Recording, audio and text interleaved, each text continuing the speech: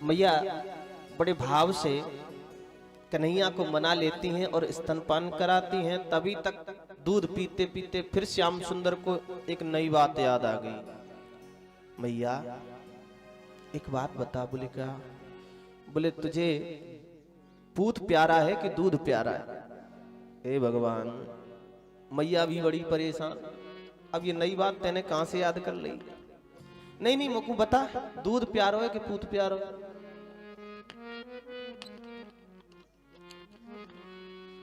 माँ यशोदा कहती हैं श्याम सुंदर, दूध तो हमारे घर 9 लाख गैया देती हैं नित्य प्रति, खूब दूध होए। अब पूत तू अकेलो है, 80 वर्ष की आयु में प्राप्त कियो है, तो पूत स्वाभाविक तू ज्यादा प्यारो है। तो बोले देख मैया, इस समय कहीं तेरे चूल्हे पे दूध उफन रहे होएगो तो फिर तू मोको गोदी में से ना उतारेगी। सो मैया को याद आई। बोले पद्मगंधा गाय का दुग्ध मैं अपने हाथों से अभी चूल्हे पे रख करके आई हूँ। अरे लाला कन्हैया, तेने याद दिवा दी मोकू, अब दूध तो उफन ही रहे होगो, नेक उतर जा। बोले ना मैं ना उतरूंगा, मैं ज्यादा प्यार हूँ। श्री सुखदेव स्वामी कहते हैं राजराजेश्वर परीक्षित, मैया यशोदा जबरदस्ती कन्हैया को नीचे फेंक करके दौड़ करके गई दूध को संभालने के लिए। श्याम सुंदर भी नाराज हो गए। बोले देख मैया अभाल कह रही कि पूत ज्यादा प्यारा है पर दूध ही प्यारा है। अभाल बताऊं, नन्हे नन्हे कर कमलों से जाने कहां से 5 किलो को पत्थर लेकर के आए और दादी सासू के जमाने की वो मथानी ला करके पटक दी और धड़ाम से मथानी फोड़ दी। अब दही की कीच मचवे लगी आंगन में। श्याम सुंदर ने सोची अब मैया मारेगी। हम तो सोच रहे थे कि केवल आवाज करेगी, पर ये तो फूट गई। श्री सुखदेव जी कहते हैं राजन भित्वा मृषाश्रु द्रसदस मना रहो। अब हमारे श्याम सुंदर ने झूठ मूठ के आंसू लगाए, झूठ मूठ के आंसू लगा करके उखल पे जाकर के बैठ गए। मैया बाहर निकल करके आई तो कन्हैया की इस करतूत को देख करके अत्यंत क्रोधित हुई। पकड़ने के लिए दौड़ी तो भारी मोटी शरीर की मैया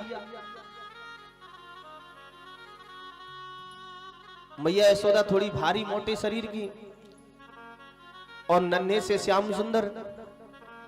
मैया पकड़ नहीं पाई। आप लोगों ने देखा होगा सबके घर में छोटे छोटे बच्चे जो होते हैं, भले ही बच्चे कम चले, कम हाथ पैर चलाएं, लेकिन बड़े तेज चलाते।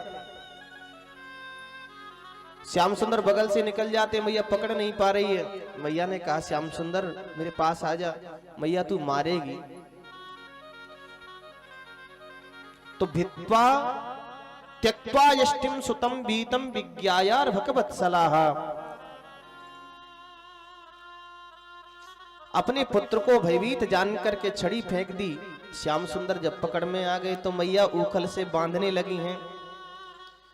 जब उखल से बांधने लगी तो यहाँ 2 शक्ति आई, ऐश्वर्य शक्ति माधुर्य शक्ति। इन दोनों के विवाद में 2 अंगुल रस्सी छोटी पड़ जाती है, पर भगवान ने कृपा की। कृपया शीत स्वबंधने है, कृपा रूपी रज्जू में भगवान श्री श्याम सुंदर बंध गए। उखल से बांध करके मैया यशोदा चली गई गृह कार्य में। भगवान उखल को खींचते खींचते यमलार्जुन, अर्जुन के जो यमल माने होता है जोड़ा, अर्जुन के 2 वृक्ष खड़े हुए थे, उनके बीच में से जैसे ही निकले और झटका दिया, दोनों वृक्ष धड़ाम से गिर पड़े धरती पर। इन वृक्षों में से 2 पुरुष प्रकट हो गए। इन्होंने भगवान की स्तुति गाई, प्रभु आज आपने हमारे ऊपर कृपा कर दी, हम नारद जी की शाप के कारण वृक्ष बन गए थे।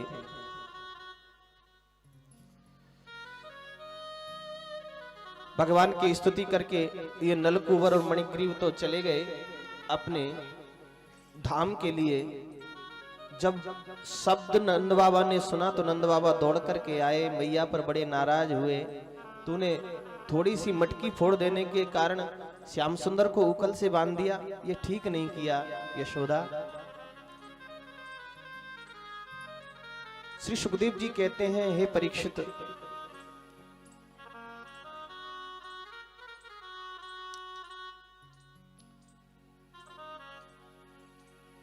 जब से ब्रजमंडल में अत्यंत उत्पात होने लगे, नंद बाबा भी विचार कर रहे हैं कि अब उनको गोकुल छोड़ देना चाहिए। इसलिए सबने मिलकर के वृंदावन में बसने का विचार बनाया। गोकुल छोड़ करके वृंदावन की ओर चलने लगे हैं।